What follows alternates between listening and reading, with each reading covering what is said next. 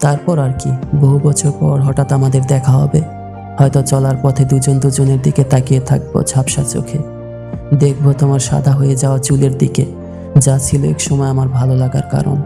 আরও দেখবো তোমার সেই চোখ, যে চোখ এক সময় আমায় খুঁজত। তখন না বোকার মতো খুব জানতে ইচ্ছে করবে, এই বুড়ো বয়সে এসেও কি ওই চোখ আমাকে খোঁজে, নাকি সেই খোঁজটা অনেক আগেই ফুরিয়েছে। তোমার গায়ে থাকবে একটা নীল শাড়ি, যা নতুন করে আমায় আবার মুগ্ধ করবে।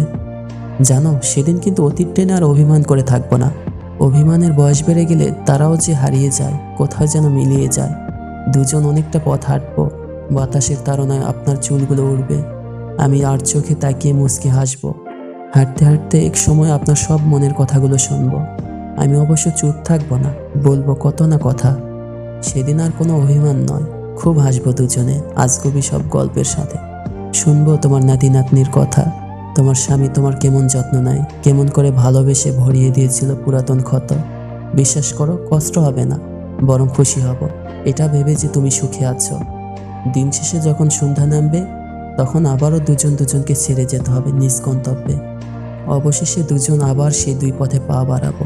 যেতে যেতে পিছন ফিরে দেখবো, যতক্ষণ না তোমাকে দেখা যাবে। একটা সময় পর হঠাৎ করেই তুমি অদৃশ্য হয়ে যাবে। ঠিক সেই মুহূর্তে বুকের বাপাসটা আবারও কাছে পেয়ে হারিয়ে ফেলার শোকাহত হয়ে পড়বে। ভারী হয়ে আসবে আমার বুকটা, আবারও জিতে যাবে সেই দীর্ঘ শ্বাসটা।